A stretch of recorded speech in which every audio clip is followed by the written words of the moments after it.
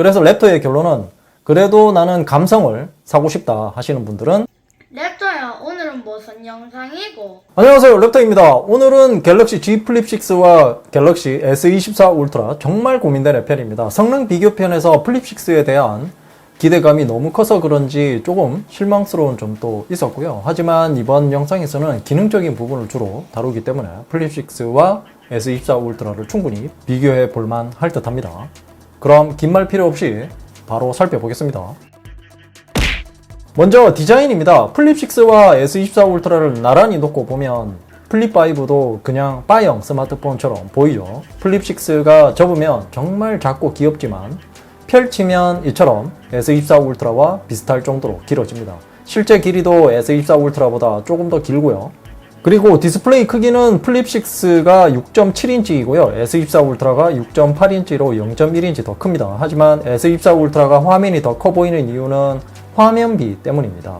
플립 6는 22대 9 비율이고요. S24 울트라는 19.5대 9 비율이라서 그렇게 보이는 것입니다. 그리고 이번에 플립 6가 S24 시리즈와 동일하게 완전히 각진 디자인으로 나왔죠. 그래서 이렇게 펼친 상태보다는 접은 상태에서 보면 상하가 완전히 딱 붙기 때문에 상당히 고급지게 보입니다. 무슨 이 보석 상자처럼 보일 정도로 예쁘게 보이죠. 그리고 이 웰로 색상인데 측면 색상도 그에 맞게 고급지게 잘 뽑은 것 같습니다. 자칫 촌스러운 색상이 될 수도 있었는데요. 무광으로 예쁘게 잘 뽑아 놓은 것 같습니다. 그리고 이 카메라 링도 측면과 동일한 색상으로 포인트를 줬죠. 반면에 S24 울트라는 S24 시리즈와 다르게 측면이 각진 디자인은 아니고요. 살짝 라운드를 준 모양이라서 그립감은 나쁘지 않습니다. 그리고 확실히 플립 6는 접은 상태에서 주머니나 손가방에 넣기 편하기 때문에 손이 작은 여성분들이 사용하기에는 정말 편한 기기라고 생각합니다. 하지만 의외로 남성분들도 플립 시리즈를 많이 사용하는 편이고요. 반면 S24 울트라는 크기가 상당하기 때문에 손이 큰 분들이 사용해야 되기 때문에 주로 남성분들이 많이 사용하시죠. 그리고 크기는 펼친 상태에서 이 가로폭이 플립 6가 S24 울트라보다 7.1mm 더 좁은 79mm입니다.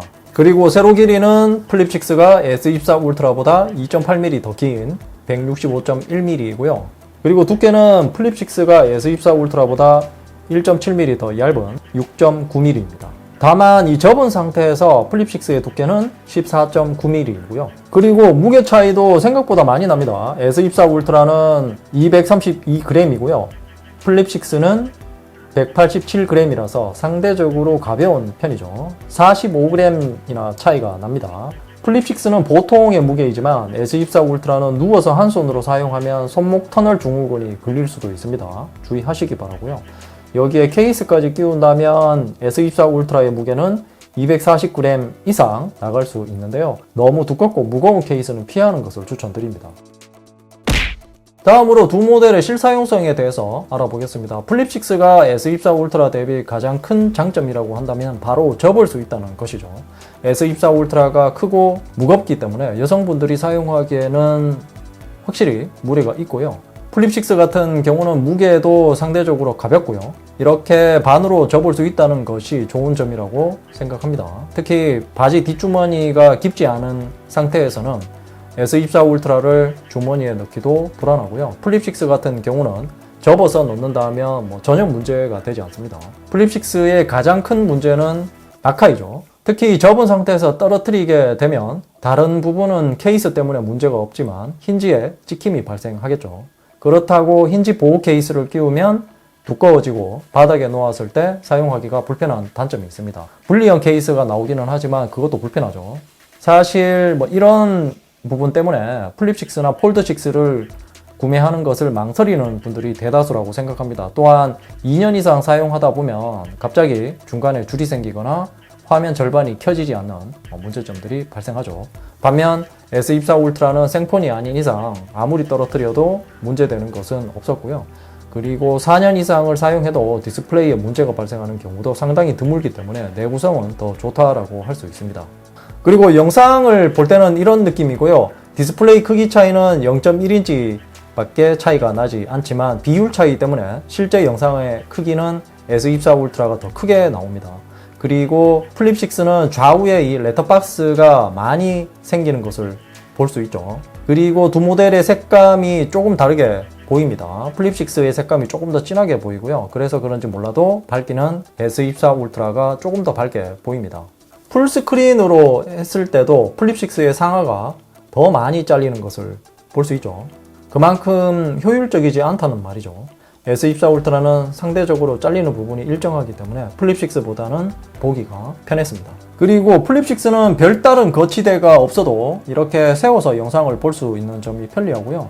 그리고 외부 디스플레이로 영상을 보기에도 큰 무리가 없습니다. 반면에 S24 울트라는 별도 거치대가 있어야 된다는 점입니다. 그나마 예전에 나오던 프로텍티브 케이스가 있었지만 그게 단종되고 다른 케이스들이 나왔지만 저는 마음에 들지 않아서 구매는 하지 않았고요. 그리고 게임을 할 때는 이런 느낌이고요. 플립 6가 펼쳤을 때는 길이가 S24 울트라와 거의 비슷하기 때문에 생각보다는 그립감이 괜찮습니다. 저같이 손이 큰 분들은 플립 6도 문제가 없는데요. 손이 작은 분들이 사용하기에는 불편할 수 있을 듯 합니다. S24 울트라는 기존에 하던 대로 이렇게 두 손으로 잡고 조작하기가 편해서 문제가 없었고요. 물론 S24 울트라도 손이 작은 분들에게는 불편할 수 있습니다.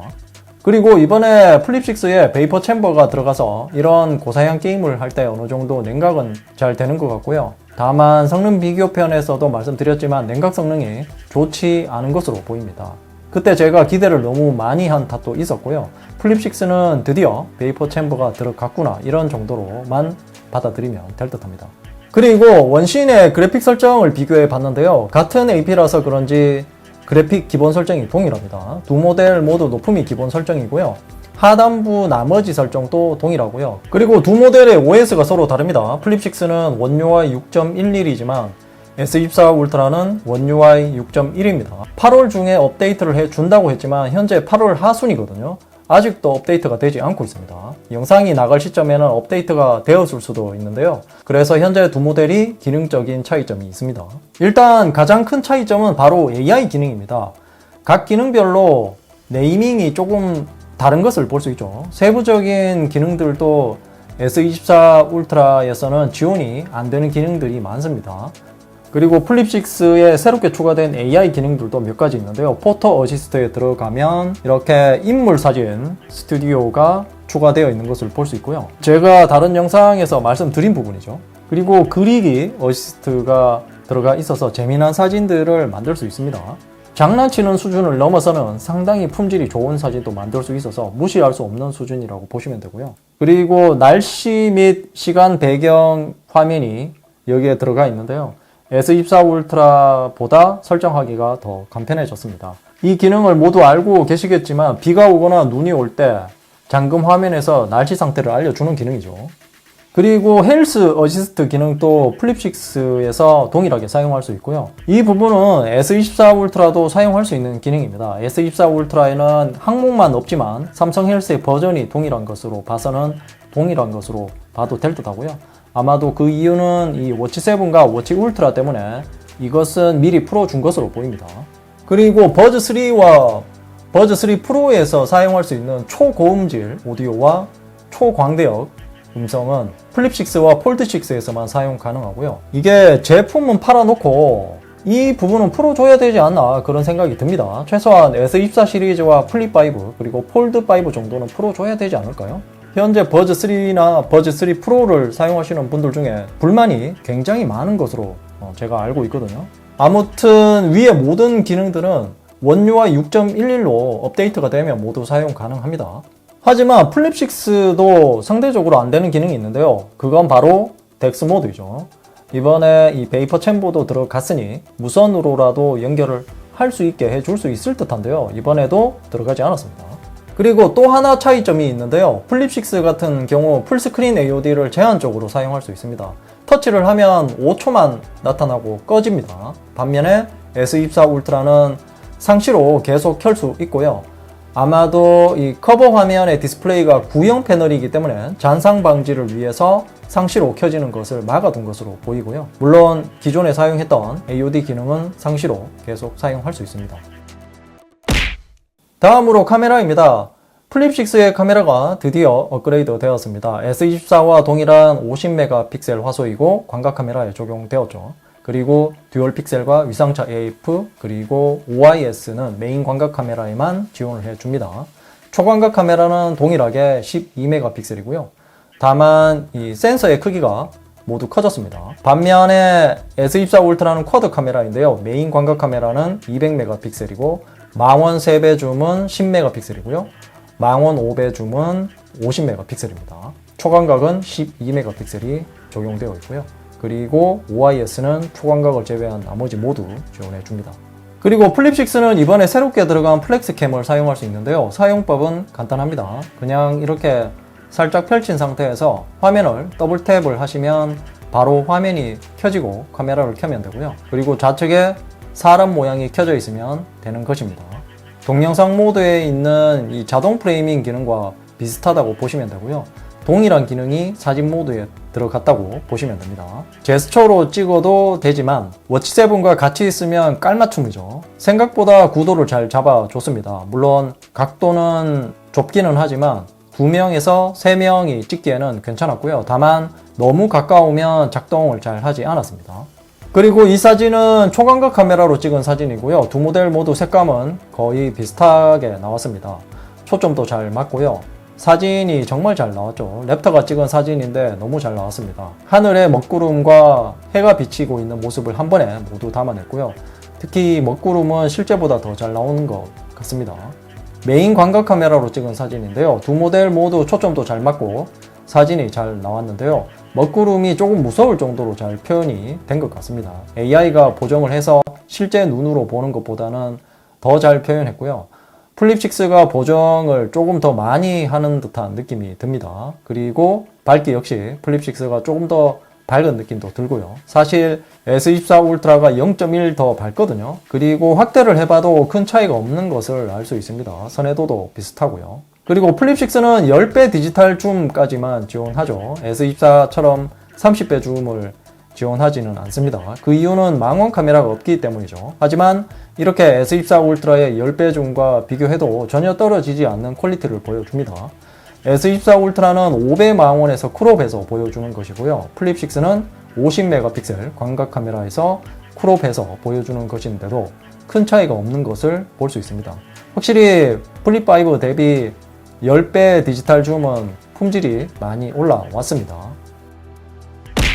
다음으로 배터리입니다. 플립6의 배터리 용량은 4000mAh입니다. 그리고 S24 울트라는 5000mAh의 용량이고요. 플립6의 스펙상 사용시간은 LTE 환경에서 인터넷을 최대 19시간 사용할 수 있고요. 실사용시간은 네이버로 인터넷을 하면 13시간 정도 사용 가능하고요. 유튜브로 동영상을 보게 되면 11시간 정도 보면 방전된다고 보시면 됩니다.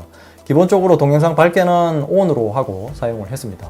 그리고 S24 울트라의 스펙상 사용시간은 LTE에서 인터넷 사용시간이 27시간이고요. 실사용시간은 인터넷 사용시간이 21시간 정도 사용 가능했고요. 그리고 유튜브로 동영상을 보게 되면 20시간 정도 볼 수 있습니다. 아마도 동영상 밝기를 켜고 봤기 때문에 스펙 대비 사용시간이 짧은 것으로 보입니다. 그리고 유튜브로 동영상을 보게 되면 15시간 정도 보면 방전된다고 보시면 되고요. 그런데 저는 동영상 밝기를 ON하고 사용했고 해상도도 WQHD 플러스로 사용했기 때문에 이 정도의 시간이 나온 것 같습니다. 네, 그럼 이제 정리를 해보겠습니다. 플립6가 확실히 기능적인 면도 많이 준수해진 것 같고요. 특히 이 카메라가 업그레이드 되면서 사용성이 많이 좋아진 것 같습니다. 그리고 플렉스캠 같은 플립6에서만 사용 가능한 기능들도 있기 때문에 차별성도 강화된 것 같습니다. 이 말은 이제 더 이상 카메라 때문에 플립6나 폴드6를 포기할 필요가 없어졌다는 말이죠. 하지만 여전히 구매를 꺼리게 하는 부분은 바로 내구성 문제인데요. 삼성 케어 플러스를 가입한다고 해도 서비스 센터에 가야 되는 번거로움은 망설이게 하는 부분입니다. 또한 가격적인 부분도 무시할 수 없는 수준이죠. 그래서 랩터의 결론은 그래도 나는 감성을 사고 싶다 하시는 분들은 플립6를 구매하셔도 되고요. 현재는 가격이 너무 비싸기 때문에 할인율이 커질 때 그때 구매하시는 것을 추천드립니다. 아마도 수시로 온라인 마켓에 들어가서 가격을 체크하셔야 될 듯 하고요. 이상으로 갤럭시 Z 플립6와 갤럭시 S24 울트라 정말 고민되는 애였습니다. 궁금한 점이 있다면 댓글로 남겨주시고요. 이 영상이 도움이 되었다면 좋아요, 구독하기, 그리고 알림 설정도 잊지 마세요. 랩터야, 이제 뭐 보는데 너? 좌측은 최신 영상이고 우측은 랩터가 픽한 영상이야. 랩터가 골라주는 영상 볼 거야. 최신 영상 볼